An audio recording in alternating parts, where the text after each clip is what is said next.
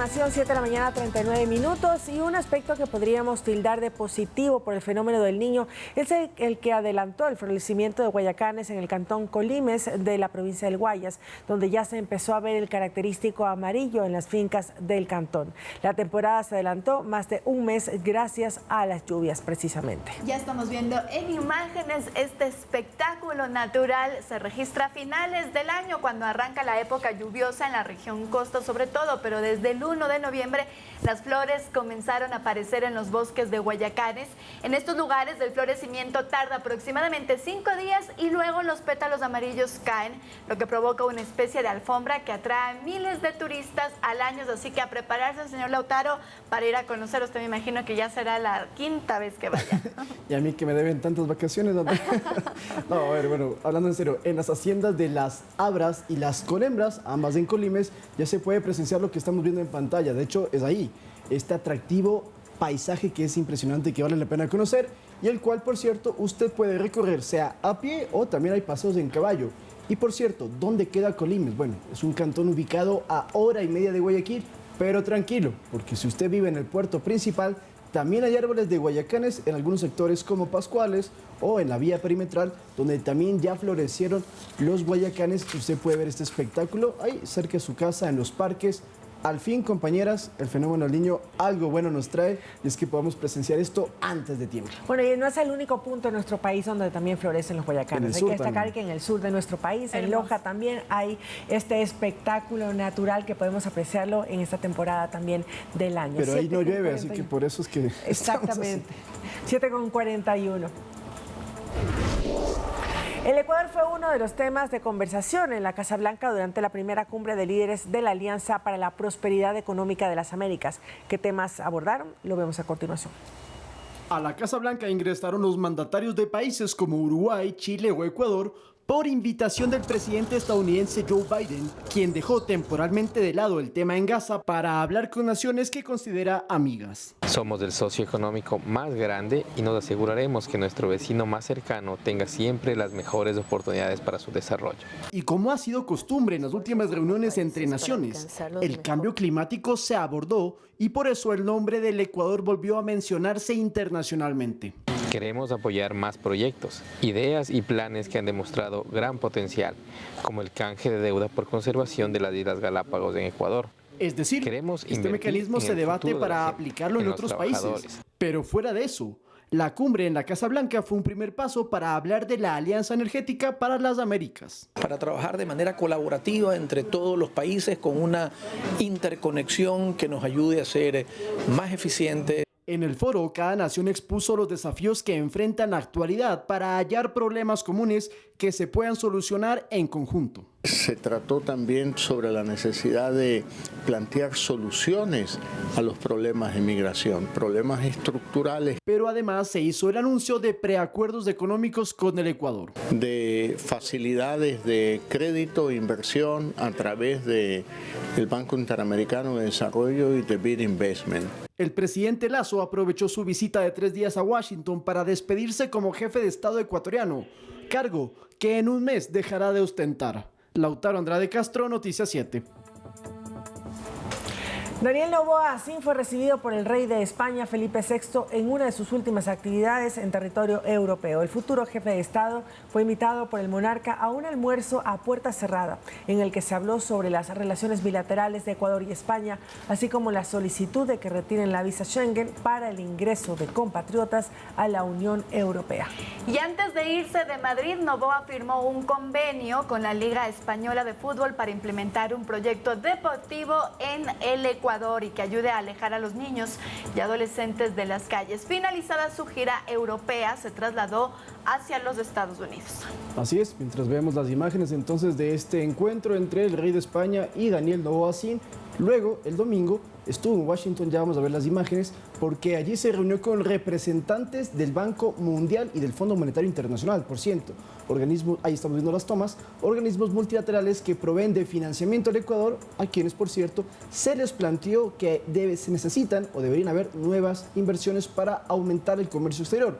Por otra parte, también se reunió con Luis Almagro, quien es titular de la OEA, para presentarse como mandatario electo. Ahí tenemos las fotografías en el FMI, buscando entonces tener buenas relaciones con esos multilaterales. Sí, justo lo que estábamos conversando. Vemos ahí en imágenes, pues, el recibimiento del rey de España, Felipe, a Daniel Noboa, y ustedes se preguntarán, entonces, ¿para qué puede ser útil esta reunión que ha tenido? Pues hay que recordar que España tiene una monarquía y pues el rey es el que ostenta o ejerce la máxima responsabilidad en relaciones exteriores.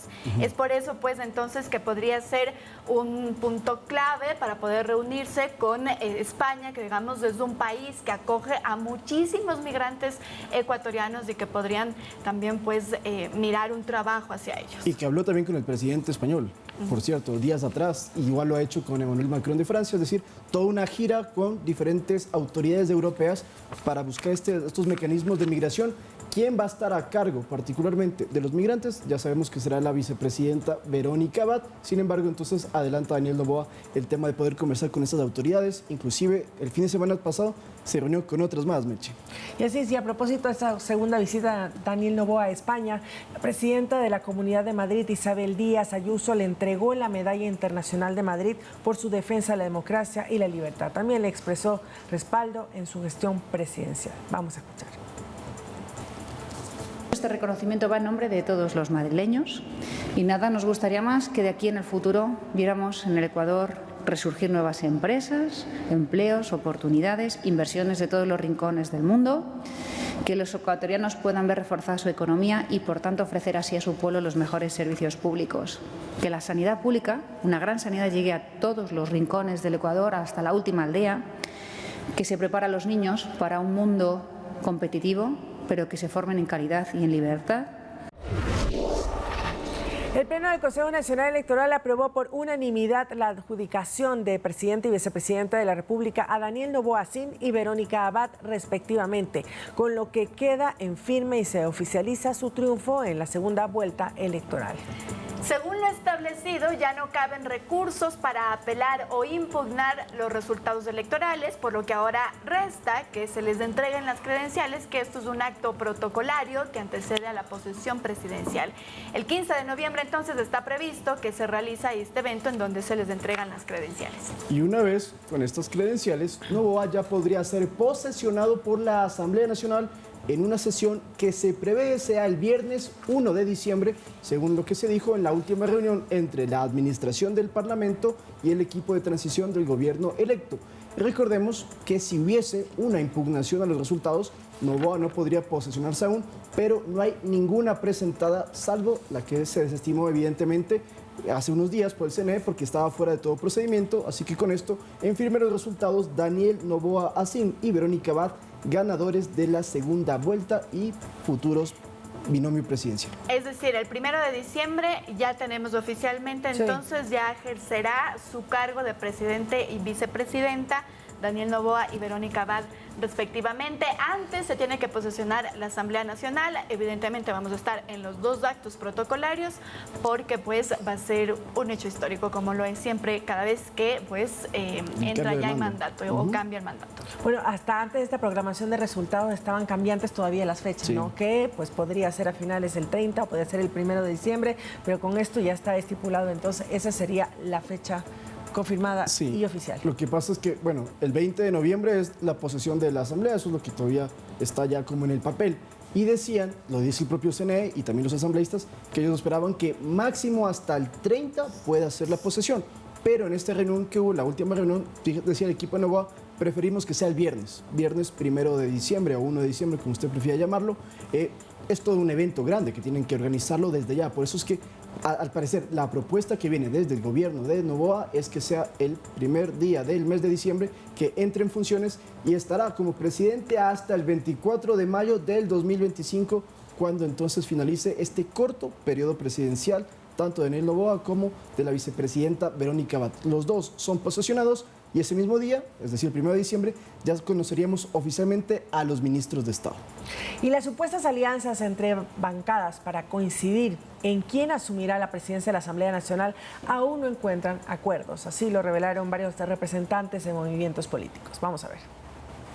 Henry Kronfle es uno de los principales opcionados para ocupar la máxima autoridad de la legislatura y en la primera sesión del Parlamento se prevé que postulen su nombre. Pero durante el feriado, el asambleísta electo señaló que no han aceptado un pacto para destituir a la fiscal Diana Salazar ni interferir en la justicia. Esto como supuesto acuerdo para recibir el respaldo de los 52 asambleístas del correísmo. Sin embargo, de parte del principal líder de la Revolución Ciudadana, se confirmó que esa bancada sí planteó el juicio político a Salazar y que lo solicitarán según el trámite legislativo, con o sin apoyo del Partido Social Cristiano al que pertenece Kronfle. Pero el PSC se mantiene en la posición de que una interpelación a la fiscal no está dentro de su agenda y dentro de sus planes para los 16 meses de labores estará la resolución de otro tipo de problemas. Kronfle también le contestó a Correa que fiscalizarán autoridades pero sin caer en la persecución. Y tras el intercambio de mensajes en la red social X, la fiscal Salazar también participó para mencionar que confía en que la Asamblea Nacional electa no se preste a lo que ella llama brindar impunidad. Y que respecto a la propuesta correísta, no es la primera vez que los sentenciados amenazan porque no pueden rebatir pruebas en los tribunales, según mencionó. Esto en referencia a los 8 años de cárcel a los que fue sentenciado el expresidente por un delito de corrupción. La Asamblea Nacional se posesionará el 20 de noviembre y desde entonces las agrupaciones políticas pueden presentar sus pedidos de juicio político que para aprobarse necesitan de 92 votos de 137 posibles. Lautaro Andrade Castro, Noticias 7. Información 7:53. Una de las noticias más importantes que marcaron el feriado fue la localización y captura de José S. alias Satanás, considerado uno de los cabecillas de la organización narcodelictiva Tren de Aragua y uno de los sicarios más peligrosos de la región, quien es buscado por las autoridades colombianas. Alias Satanás, de 30 años, es un venezolano que había liderado esta organización criminal en países como Chile, Perú y dicen que también en el Ecuador. En su historial delictivo aparecen delitos como secuestro, robo, extorsión y homicidio. A nuestro país, por cierto, habría ingresado de manera ilegal haciéndose pasar por un refugiado. La policía lo encontró en Loja, donde residía desde hace 2 meses con su pareja. Según información oficial, en Loja, Portoviejo y Guayaquil habría expandido sus actividades ilícitas, aunque descartan que lo haya hecho bajo el nombre del Tren de Aragua. En Colombia también tenía una banda llamada Los Satanás. El detenido ya fue trasladado hacia Colombia. En un vuelo de la Policía Nacional procedente de Pasto, trajimos a Bogotá a uno de los criminales más buscados por la policía colombiana, alias Satanás. Satanás tendrá que responder ante la justicia colombiana por homicidios cometidos en la capital, por extorsiones, por actividades de terrorismo. Y hablando sobre el tema del narcotráfico en Colombia, ¿sabían ustedes, compañeras, y le cuento a la gente, que hay una sobrepoblación de hipopótamos en el vecino país a causa de estos mamíferos que trajo desde el África Pablo Escobar en los 90s? Ya los liberaron y muchos de ellos están en estado natural y hay un gran problema y están buscando cómo esterilizarlos para controlar lo que sucede. Hay un reportaje a propósito de este tema que lo hizo La Voz de América. Conozcamos cómo los hipopótamos, que son de otro continente, ya son un problema en Colombia. Colombia iniciará la fase de esterilización de los hipopótamos que proliferaron de una forma descomunal desde que el capo del narcotráfico Pablo Escobar los introdujo al país de manera ilegal en 1981. De acuerdo a un estudio realizado por el Instituto Colombiano de Investigación de Recursos Biológicos Humboldt y la Universidad Nacional, se estima la presencia de 169 hipopótamos que rondan los alrededores de la hacienda Nápoles en la subregión del Magdalena Medio antioqueño. De no tomarse medidas contundentes para su control, podría crecer la población a 1.000 animales de esta especie en 2035. No hay condiciones de sostener estos animales en cautiverio de forma segura. Aquí estamos en una carrera contra el tiempo en términos de impactos ambientales y ecosistémicos permanentes que están generando. Esterilizar un solo individuo tiene un costo promedio de 40 millones de pesos, unos $10.000.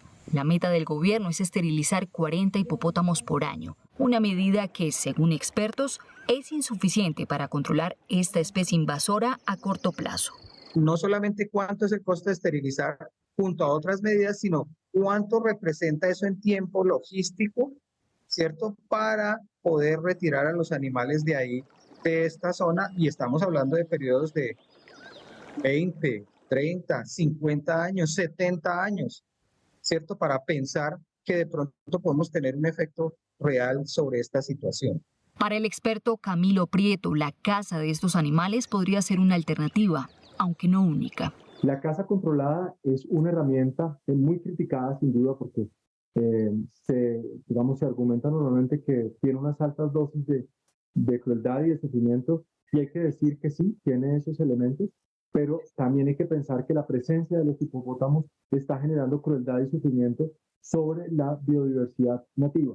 Y aunque el Ministerio de Ambiente afirmó que la esterilización será una de las 3 etapas que se contemplan en el plan de manejo para el control de crecimiento de la población de la especie, para otros expertos es un plan que debe ejecutarse al tiempo y no por etapas. Es una estrategia en donde todas las acciones se llevan a cabo en lo posible en paralelo. Entonces, si yo estoy pensando en control, por ejemplo, por la vía de las cirugías, esa medida debe ir a la par con una medida de contención, esa medida debe ir a la par, en algunos casos, con una medida de control poblacional por cacería. Los hipopótamos son una especie declarada como exótica invasora. Tienen características de agresividad y su presencia representa afectaciones en los ecosistemas y riesgos para las comunidades que los rodean. Es por eso la importancia de controlar la invasión con estrategias integrales. El hipopótamo es uno de los animales más peligrosos del mundo. De hecho, en África, al menos 500 muertes al año son producto de estos mamíferos de gran tamaño, con unas mandíbulas muy grandes también, y eso provoca que muchos pescadores en zonas rurales pues sean devorados por estos animales. No es cosa seria, no es un chiste, no es que ay, qué bonitos, no, son de verdad que son muy peligrosos. Bueno, y antes de este proceso de esterilización que acabamos de ver en el reportaje, también Colombia inició algunas conversaciones y propuestas a Ecuador, por ejemplo, a México, para poder enviar estos hipopótamos y así repartirlos de alguna manera. El Ministerio del Ambiente en primera instancia dijo que eso era realmente imposible, y como podemos ver, se están viendo la alternativa de esterilizar 40 hipopótamos. Cada uno cuesta $10,000 en este primer año, y así serán como en 3 años, para que no siga la sobrepoblación de estos animales salvajes que no deberían estar acá en este continente. Sí, exactamente. Y ojalá que no los traigan al Ecuador tampoco. Ahora no, eso está negado. No, sí. Dijeron absolutamente que no. Tienen que ver otras opciones, y Colombia tiene que ver cómo realmente resuelve esto. Con esta información nos despedimos. ¿Cómo te sentiste el día de hoy? Muy bien, muchas notas positivas después de este feriado, así que así iniciamos la semana recargados, con pie derecho, así que usted también en su casa a empezar la semana feliz. Bueno, y tenemos noticias positivas precisamente a las 13 horas con este estreno que tenemos aquí en Ecuador TV, con una nueva programación, Las Noches Virgen, también con nuestra compañera Carla Larrea a partir de las 22 horas. Mucha información para que se quede con nosotros. 2 estrenazos del día de hoy en Ecuador TV. Nuevamente le repetimos la hora a las 13 horas después del noticiero y a las 22 horas. Y si me permite, mandar un saludo de cumpleaños a los hijos de nuestra compañera Alejandra Verduga, Martín y Emilio Fontana, que cumplen 15 años. Seguramente están preparándose para ir ya al colegio. Les mandamos un abrazo también. Bueno, y uno más grande que cumpleaños. Mi hermano también está de cumpleaños el día. Muchos cumpleañeros ahora iniciando en noviembre, la primera semana laboral. Buen inicio de semana.